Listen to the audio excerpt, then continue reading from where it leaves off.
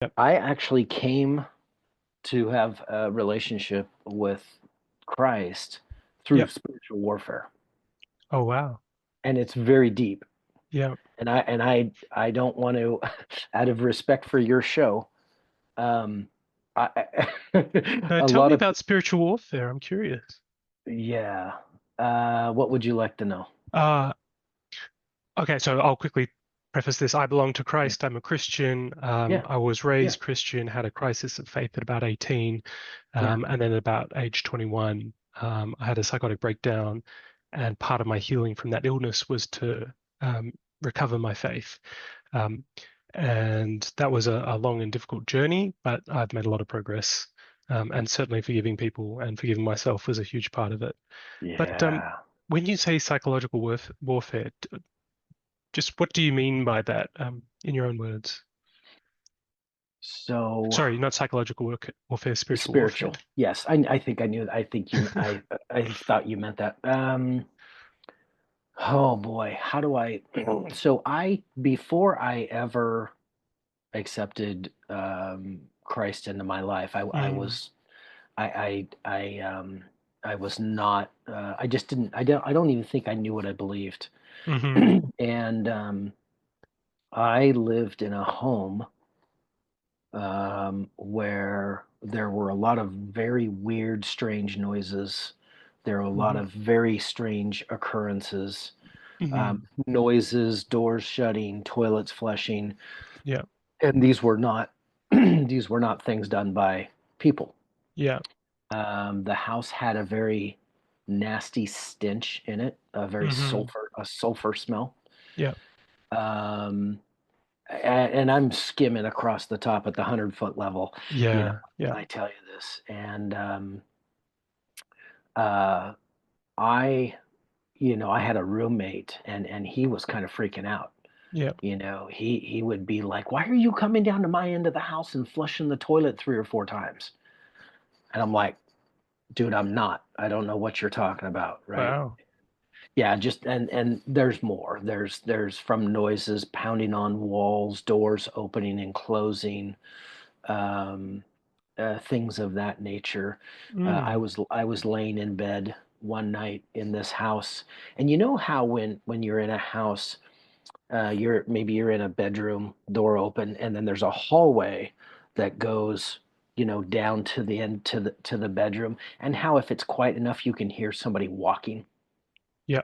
Yep, you can just tell someone's approaching. That was the straw for me that I was laying there just almost asleep, and I heard someone walk down the hall Mm, and come in and stand they stood at the foot of my bed, and I wow. was freaked Yeah, out. yeah. And I opened my eyes. I mean, I had my fist.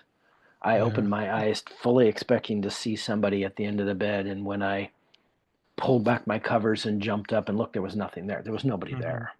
And and again, I had no understanding of Yeah. demonic spirits. I had no Yeah. understanding of God, of what Christ dying on the Mm, cross for us. I mean, I had no understanding of this stuff. yeah. And so it was I through a friend of mine, I connected with a pastor, hmm and I was talking to him about all of these things. Things. Yeah. Yeah, and he goes, "Oh yeah." He says, "Would you like me to?" He goes, "Would you like them to go away?" And again, I'm paraphrasing, John. Paraphrasing. I'm speeding the story up times 10, but Yeah. I said, "Oh yeah, absolutely." He goes, "Okay." He goes, I can make that happen." He goes, "I've got a few people on my team." He goes, "We're going to come over and we're going to clean out the house." And I remember telling him, I said, "Oh no, no, I've already cleaned the house. Like I've pine sawed the walls. And he just laughed at me, and Yeah. I didn't know. I didn't know that I didn't know. And a Mm, few days later, he gets ready to come over, and we're talking. We had a meeting. We're talking, and he says, "Now," um, he says, he goes, we can clean that house. We can mm, get rid of those things." And I said, "What are they?" And he said, "Well," he goes, to keep it light, he said, there's spirits in that house, and Hmm. we can make those go away. Yeah. And I was like, wow, like, okay. He goes, but here's the problem. Hmm. He goes, are you saved? And I was like, saved of what? Like, what are you talking about? And he goes, well, he goes, he goes, are you a Christian? Are you saved? And I said, oh yeah, I'm a Christian. No, of course I believe in God. And he goes, no. He goes, are you saved? And I'm like, what? What do you? I don't understand what you're talking. I didn't know what that meant. And he Mm. goes, well, here's the deal. He goes, we can go drive the spirits out and clean the house. He says, but if you're not saved and you don't have Jesus in your heart, they'll come back. Hmm. Hmm. I'm like, Yeah. for real? And he's like, yeah. He goes, yeah. He goes, because they have no reason to stay away. And I was like, so what do we got to do? He goes, well, you ready to get saved? And I said, well, if that's what needs to get done to keep Yeah. these spirits away, um, I said, yeah. He says, he says, you're ready to accept Christ into your heart. And I said, yes, I am. And so Hmm. I said the sinner's prayer, and made a bold verbal statement of faith. Hmm. And, Hmm. and, um, and then 3 or 4 days later, he and his friends came over and basically went through the house quoting scripture. They oiled up, had windows and doors open, and they're casting out demons, and that stuff. And I'm a Mm. brand new Christian, man. I Yeah. mean, I'm brand new, and I am like, what in the heck are the neighbors gonna think? You know, Yes. because all the windows are open, the doors are open, and they're, Yeah. hallelujah, by the power of Jesus, get out of here. You have to leave this house immediately by the blood of Jesus. I mean, and I'm just like going, oh my gosh, what did I get myself into? Yeah. And Wow. that was how that was how I became That's how it a began. Christian. Yeah, really. I Wow. mean, that's the 7-minute story that really Yeah. takes about an hour if you include everything. But yeah. Oh gosh, that's incredible. How old were you at this time? Roughly Oh, I was 20. I was 25. 25. Okay. Yeah. And it's fascinating. So before, as I was hearing you tell this story, it sounds like you sensed that there was something profoundly wrong with this house. There was something Yeah. wrong. Yes. Do you have any insight into what that wrongness might have been, or Oh yeah. I looking back on it now, at the yeah, time I didn't know, but oh yeah, yeah. Um, so um, I mean, you just have to tell me when you say stop. I don't want to take you down the rabbit hole any further sure, than sure, you want to sure. go. The house was my mom and dad's house, Yeah, and it was the house that my dad killed my mom in. right. So it My was dad, that house. yeah, it Yeah. was that house. My dad, my dad had extreme anger issues. Hmm. Um, and I remember somebody brought, when I was a kid, um, I vaguely remember it, but somebody brought a Bible into the house, and they had Hmm. opened it and were starting to talk about scriptures. And I remember my dad go, you get that God blankety blank blank blank blank Hmm. book, the blankety blank, out of my house. Yeah. And again, as a kid, I was like, whoa, what? I didn't know. I didn't even know what to make of it. And Hmm. my father was he had a huge addiction to pornography. Hmm. And I think he and my mom watched it probably for many, many, many years. And so, when you do those kinds of things, there is a Mm. spirit world. Oh, absolutely. And when you do those kinds of things, you invite certain spirits into your house, into Mm. your um, uh, to surround you, Yeah. and it doesn't matter whether you believe it or not. Belief has nothing to do with it. We this is the way that the world works. Yeah. And so it was demonically possessed, and I had Hmm. um, the sulfur smell. It was Yeah. quite interesting, John. I uh, Not everybody could smell it, and Oh, I could smell it maybe between half to two-thirds of the time. So there were times or days or seasons or whatever you want to call it that yeah. where I couldn't smell it. And I knew that when we had, we changed out the carpet, I mean, this house was, when I say clean, I literally mean in Mm. the sense of, going through it and cleaning any mold, any Yeah, mildew, any of yeah. that We're kind of talking stuff. about, spirits and Yes. yeah. And when we did that, I was like, something's not right. I mean, two and Yeah. two is not adding up to four. And then Yeah. when I had that experience where I really felt like somebody walked down the hall and walked into my room, Yeah. I had reached a point of, okay, this BS has to stop. This Yeah. this Absolutely. this is off the That's a charts. nut. Yeah. Yeah. Yeah. And in I mean, in situations like that, you have to be. I couldn't just tell anybody. Mm-hmm. People Yeah. laugh at People you. will laugh. No, They, you're making it up. You're seeing things. This isn't yeah, you real. had a right. You had a dream. What You did you had a drink too dream. much the night before? Yeah. I mean, it's Mm. so that's kind of where everything kind of landed at. That's remarkable. And I can certainly feel the way that, this was a number of things sort of building up over time, and Yeah, eventually it got to a point where you just couldn't tolerate it any longer. This that's has got to correct. change. This guy can't be here. And I think what you said to me really resonates. I haven't told many people this, but I have one experience that is similar to that. Mm, Um, so I was so at the age of 21, I was yeah. working in Sydney as a software engineer. Um, I was doing drugs, which is not a smart move, but the drugs, mainly marijuana, led to a psychotic breakdown.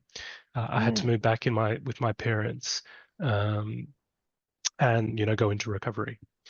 And this process took many years. But I remember mm, one night I was in my bed, um, and I couldn't sleep. I was tossing and turning. It was a bit uncomfortable.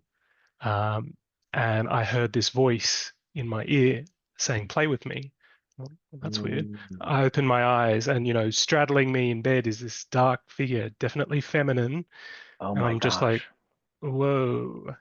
And then I heard it again. And what really makes me remember it, I heard the breath on my face as she whispered into my ear.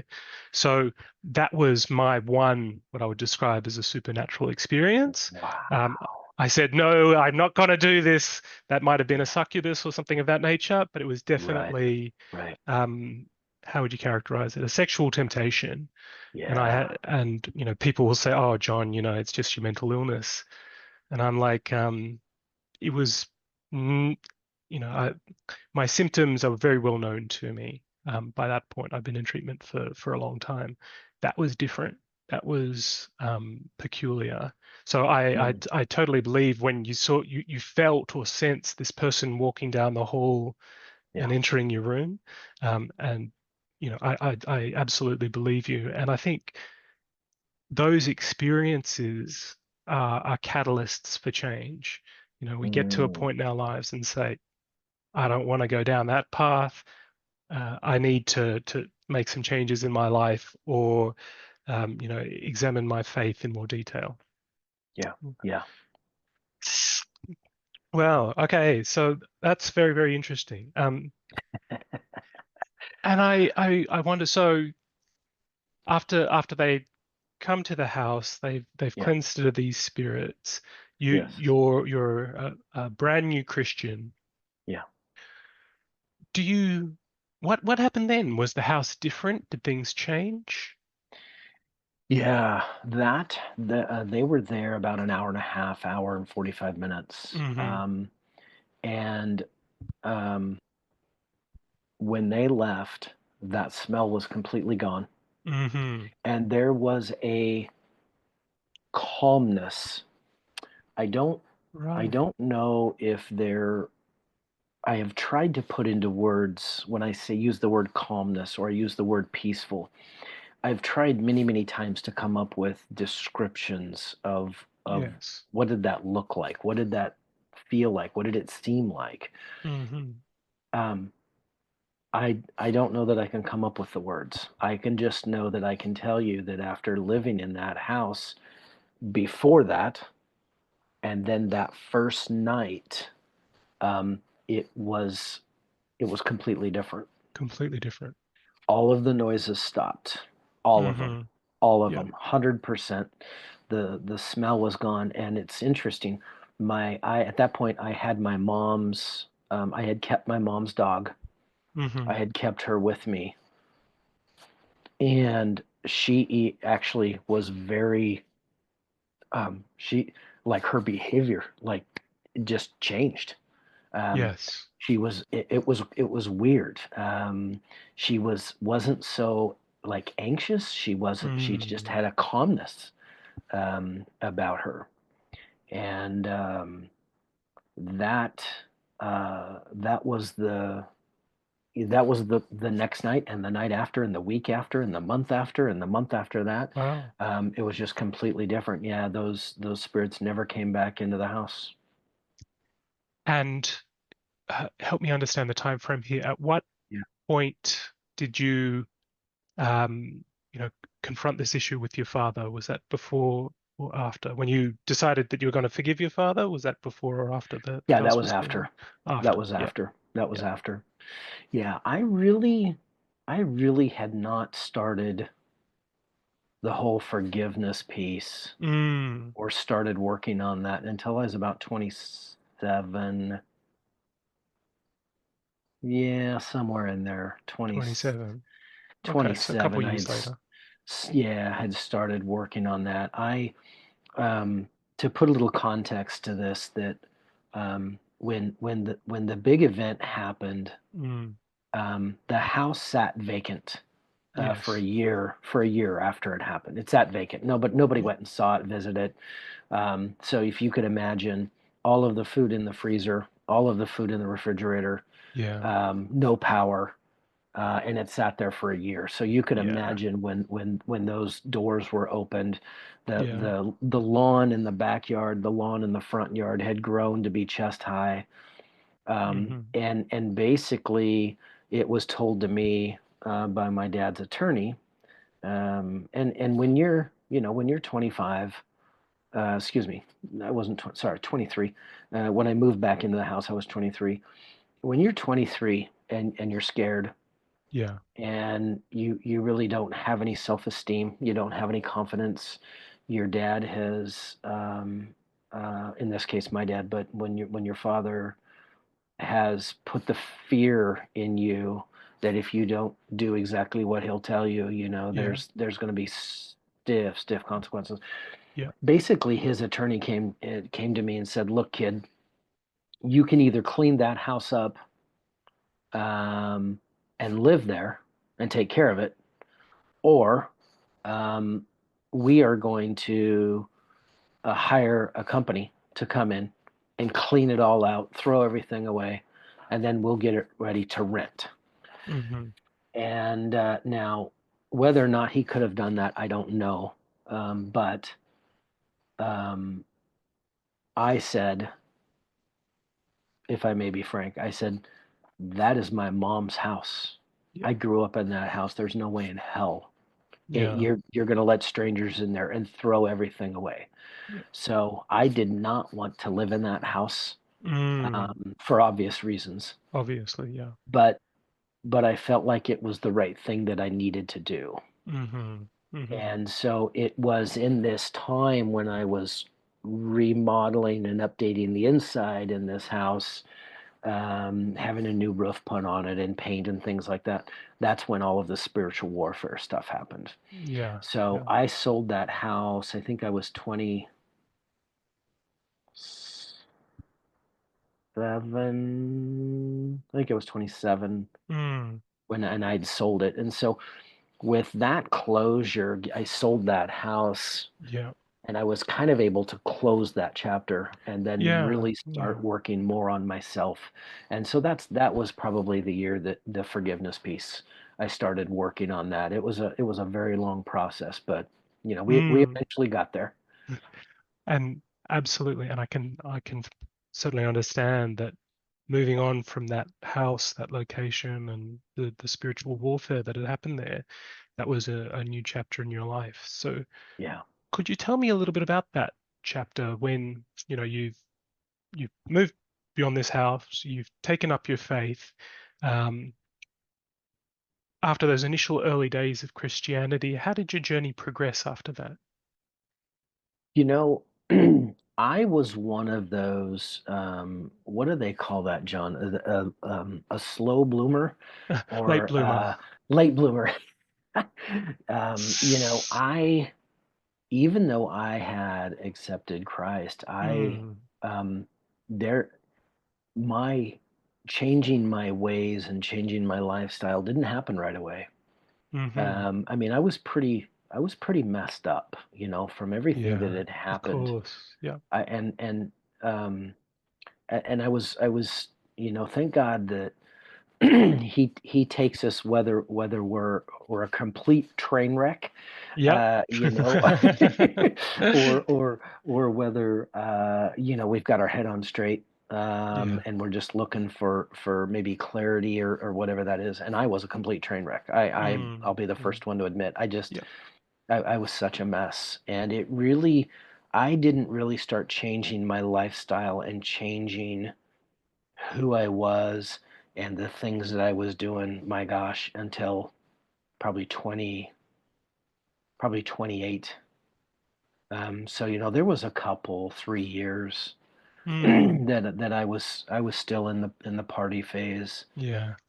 um, you know, living a very sinful life, but it accepted Jesus. And it's interesting with that, John, is that Mm, um, some of that time, not every Sunday, but a lot of that time in there, those 3 years, I was going to church, yeah. and I was praying, and I was worshiping and Yeah. whatnot, and starting to read scripture. And I think um, I didn't fully realize, and I was reading the gospel, Hmm. but it wasn't penetrating. Hmm. Yeah. It wasn't penetrating. And it wasn't until um, the my late 20s that a couple different mentors came into my life, very strong Christian men, Hmm. and then my life started to change. And you could start to see different things on the outside, how I would conduct myself, my conversations, Yeah. different things like that, if you will. Yep. So it took a while, and it wasn't until my oldest daughter was, let's see, let me do the math here. I think I was 33. Was I 33 or 30? Hmm. 30. I think I was 33 when my oldest daughter was born. And by that point, I had really it had changed my life, and had Mm, started definitely acting more more yeah. like a Christian, responsible. It Mm, doesn't mean I had my weak moments of or course. things like that, but I knew that I was bringing in this little baby girl, Yeah. and I knew that I had to be an example to her. Yep. And I did not want to be the kind of example to her that my dad was to me. Hmm.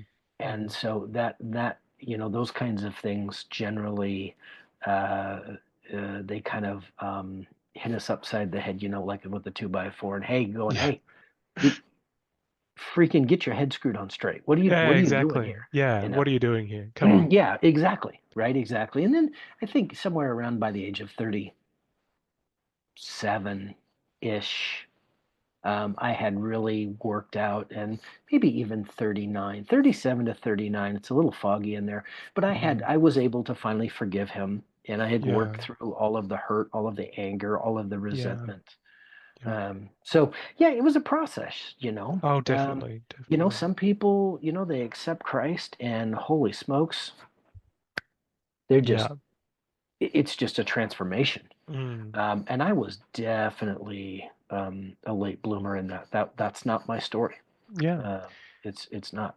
And I totally identify with that. I think you know, I been a very strong believer as a child, but when I became an adult, I started questioning things, Mm, and rejected God for a while, but mm, eventually was called back. But it was a long, long process, particularly through my 20s and 30s. It's remarkable, that pain and anger. I had to let go of that as well because when I had my breakdown, I lost my job, had to move back in with mm, my parents, career basically had to go on hold indefinitely. And I was really angry about all of that. yeah, And I had a lot of anger directed at God. Why did you do this to me? Surely I'm not that bad. Come on, what's going on here? But it was right. definitely, and now I'm 39 now. Okay. Um, and it was a journey. It was a progression Mm, over a long period of time, and there were definitely aha moments along the way when I understand something a bit better right. and I can apply this a bit more. But it was sort of constantly returning to the relationship with God and trying to say, okay, what needs to happen now? What am I missing? What am I overlooking, or what pain um, Mm, do I have to let go of? yeah. Yeah. Wow. That's yeah. Isn't that true? What pain do Hmm. I have to let go of? Yeah. Oh, how true. We do. We have. You said that aha moment. Mm. It seems like we all have those, isn't it? Where the perfect the road intersects, Yeah. and Yeah. we have this moment where things completely change. Oh my gosh, that's Mm. fantastic. Yeah. So tell me a little bit more about that process. You were 37 to 39. Mhm. It sounds like your father was a very harsh man, but he's still your father. Um, and he's done this terrible thing. That process of coming to terms with that and letting go of that pain, what was that like for you? Yeah, I I have said, and I think this is one of those things. I've probably said this 1,000 times, and Hmm. while I'm still on the earth, I'll probably say it 10,000 more times. But forgiveness is not always a one-time event, Hmm. and so much that okay, I do feel led to share this with you, so I'm going to tell you. Sure. When and forgive me the exact, because I don't have my notes here in front of me, the exact scripture, but when is it? I think it wasn't it Paul that went to Jesus and he said, "So how many times should we Yeah. forgive them?" Right? Up to We seven? up to seven, and he said up to seven, right? And Mm. I have to believe that Paul was probably thinking, that's a lot. Boy, Yeah. I'm Seven. really seven. Oh my gosh. And of course we all know the story, and Jesus comes back and goes, No. And depending upon which translation you read, right? Mm. It's seven times seven, or seven 70. times yeah, 70. Yeah. I mean, it A lot. the Yeah. that's it. The point is a lot. Now, most Christians, I would say, most, not all, most don't have a full understanding of what does that mean. Hmm. What does that mean? I'm going to share with you my conviction. Now, this is not my belief. This is my conviction about that scripture. I'm not Hmm. asking you or anybody else to buy into my conviction, because it's my conviction. Of course. It's what I feel like, um, in working through this process. It's what God has revealed to me, and it's not up for debate. Now, again, other people can have other Mm. ideas, and that's fine. I'm not. It doesn't bother me. But here's what it meant to me. Hmm. Oops, excuse me, bumped my camera. Um, Here's what it meant to me when I start to feel the anger and I have those thoughts run through my head that start to elevate my anger, start to elevate my bitterness. Hmm. We have a choice. We have a choice. We can choose to continue to entertain those and let our anger go off the chart, right? Or we can do this. We can say, no, no, stop. I'm not going to entertain that anger. I choose to forgive him. I choose to forgive him. I will not Hmm. hold that anger. We have that choice. Absolutely. I probably what I just told you verbally out loud, Hmm. I probably had to do that, I don't know, 140 to 150 times. Yeah. I had to say, no, I'm not going to be angry about this. I'm not going to get mad. I'm not going to let it ruin my day. I'm not Hmm. going to let it steal my happiness. I'm not going to let it take my joy. I choose to forgive him. I will not Yes. hang on to that anger. So that process to me, that with what Jesus says is not 7 times, Hmm. but 70 times 7. Yeah. We choose. Forgiveness is a choice. It is a choice. I know some people may not like to hear that, Yeah. It but it is. is a choice because we have a choice to hang on to the anger, right? Mm. That's a choice, or we can choose to release it. And how do we release it? Just what I've said already. Yeah. No, I'm not gonna let it steal my joy. I'm not gonna keep thinking about this. I choose to forgive him. I'm not going to hold on to that anger. Yeah. And that's what I did. And that's what I did. And I probably Mm. did that, John. I probably did that over 10, 11 years. Yeah. Yeah. And it took that long before finally I started noticing, wow, I'm not mad at him anymore. Mm. I don't Mm. I don't I don't have those thoughts, you know, that come into our mind and try to play games with us and Yeah. try to Yeah. send us down the spiral down the rabbit hole. Yeah. I didn't have those thoughts anymore, and so when the process, as your question was, what is it like? It's about choosing every day, and sometimes that's 2 or 3 times a day, Yeah. but that's choosing to forgive when or choosing to forgive instead of entertaining that anger, entertaining those thoughts. Yeah. Yeah. Instead of sitting there and we oh, what's that term we use? Overthink it, and Yeah. our head spins into this circle of well, if he hadn't have done this or he hadn't have done this or he did that and he did this and your Yeah. life would be so much better. You know, no, I never entertained those things, and that was the process for me. Mm. And that Mm. takes intention. I Oh, understand it. absolutely. In the beginning, it was not. Did it just come natural? No, no, it didn't. But we still have a choice. Absolutely. I'd get spun up, right? 5 or 10 Hmm. minutes would go by, and then I'd just go, and I go, wait a minute, no, no, no, no, no, and then I'd say it out loud. Yeah. Yeah. I'm not going to harbor these feelings. I forgive Absolutely. you. So the forgiveness isn't always a one-time thing. And um, that for me was probably one of the key components, to how I was able to fully forgive that man for what he did, Yes. Yes. and change the course of not just my life but all of our families, our Yep. families' lives. So yeah, there's that kind of the long answer for you.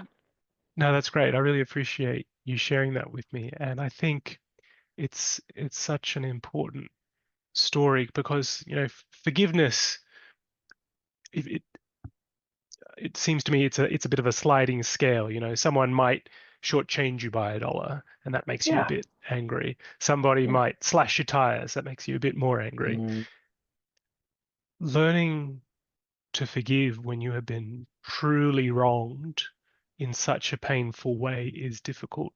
And I'm not at all surprised it took many, many efforts and yeah. keeping and reaffirming that decision again and again to come to terms with this. I'm not sure if this is true, but I heard somewhere that Yeah. anger is pain mixed with pain mixed with pleasure, and if we allow it to consume us and we dwell on it, you know, it allows us to blame someone else, but it also consumes us from within.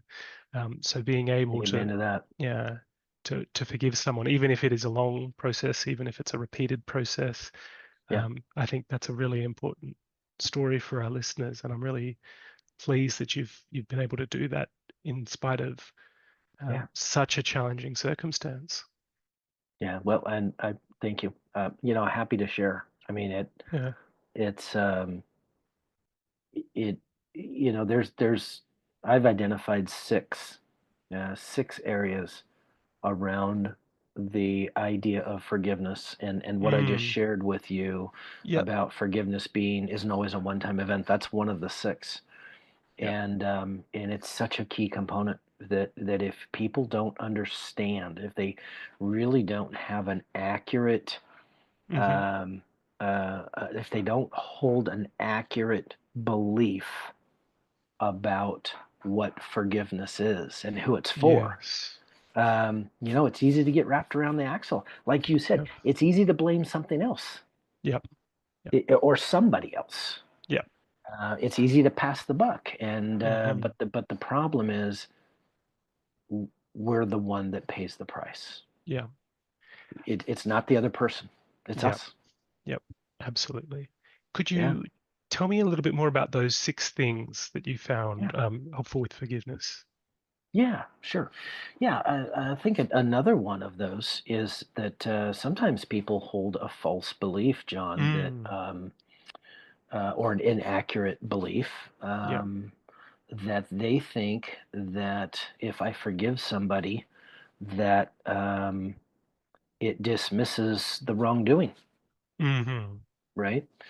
And they're like, well, if I forgive this person, they get a free pass. They get a pass. Yeah. Yeah. And it's like, whoa, hold on, wait a minute, Mm-hmm.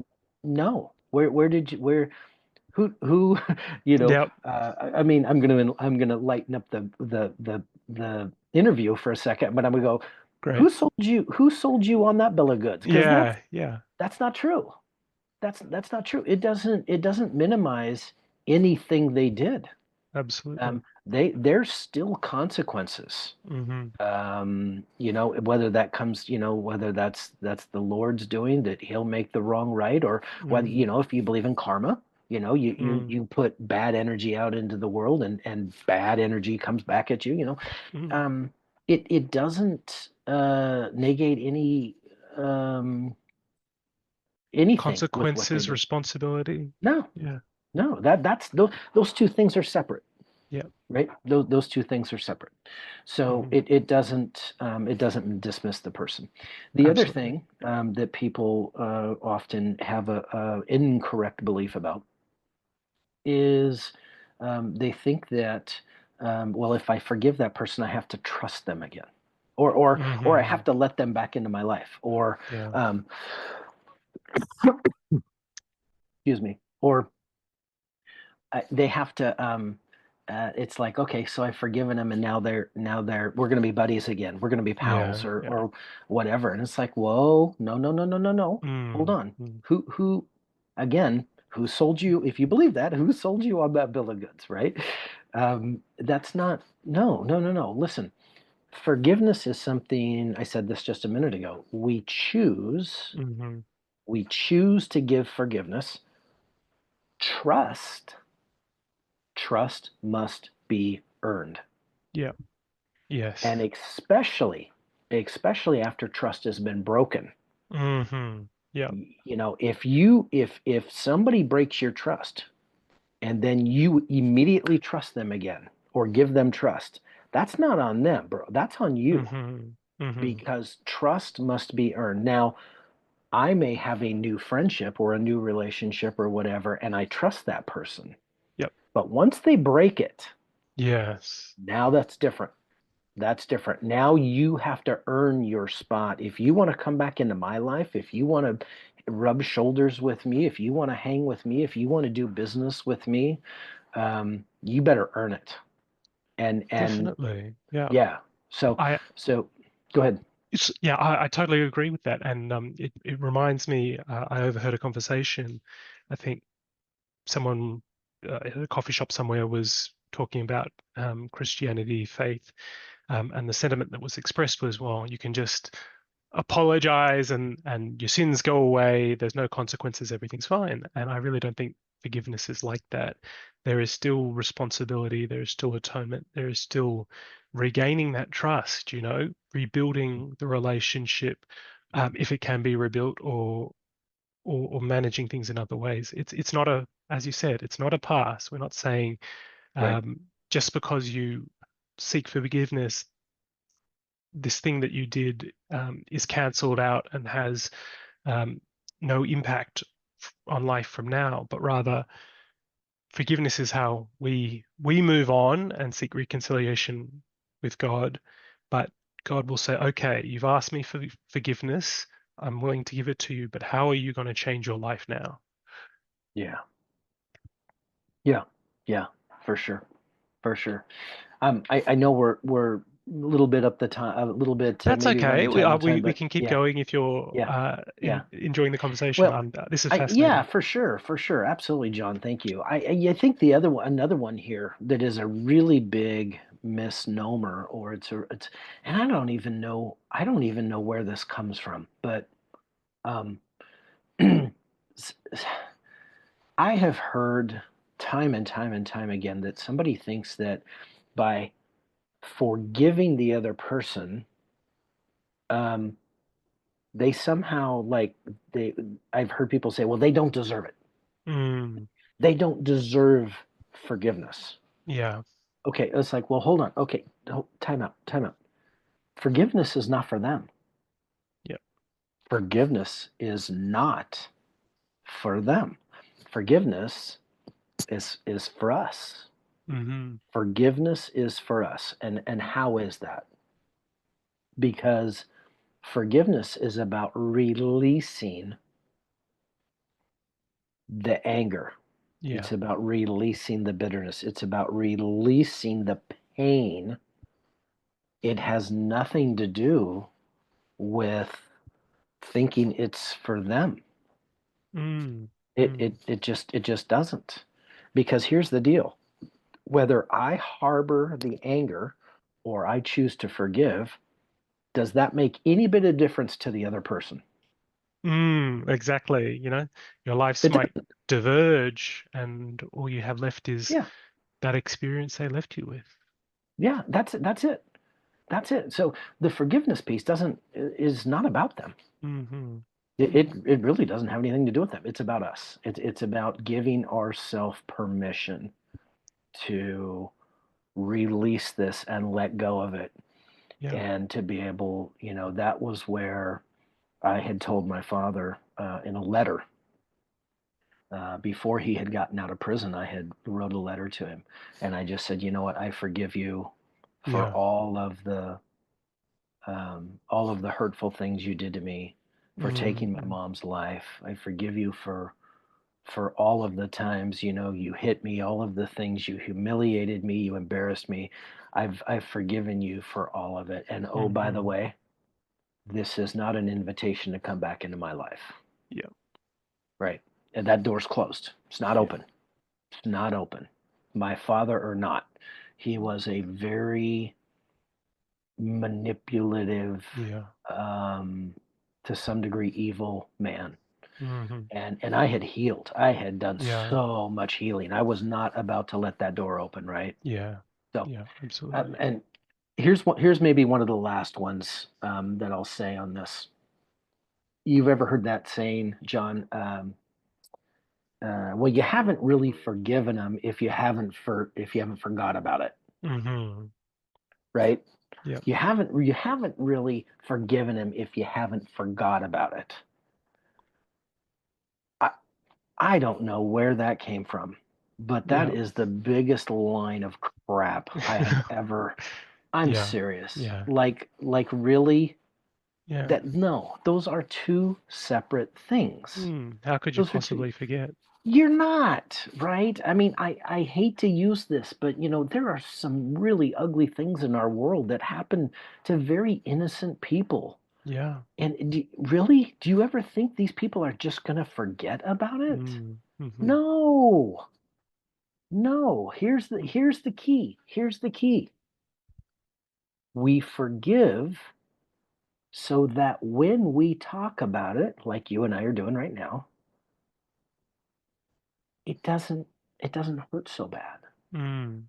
Right? It doesn't bring out those raw feelings where where I might just get angry and start talking about my dad, and I Yeah. have this Yeah. body language. Yep. Yep. It's we forgive, so when we remember, it doesn't destroy us. Yeah. It doesn't ruin our day. Um, I mean, insert whatever, well, whatever you want. Doesn't ruin your day. It doesn't ruin your week. Doesn't ruin your night. It doesn't ruin your relationships. Well, It doesn't, exactly. Yeah. right? So, And yeah, I think that's so powerful because if we didn't forgive, it would ruin our day again and again and again. It would ruin our relationship again and again and again. That thing that this other person did um, would just keep hurting us again and again and again. So I totally agree that finding the strength to forgive and let go of that and not allow that event or that pain to define us anymore. I think that's yeah. such an important part of living um, a meaningful life. Um, Mm. I think that's a great place to end our conversation. Scott, thank you so much for appearing on the show today. You Um, bet, John. Absolutely. I, That's been an honor.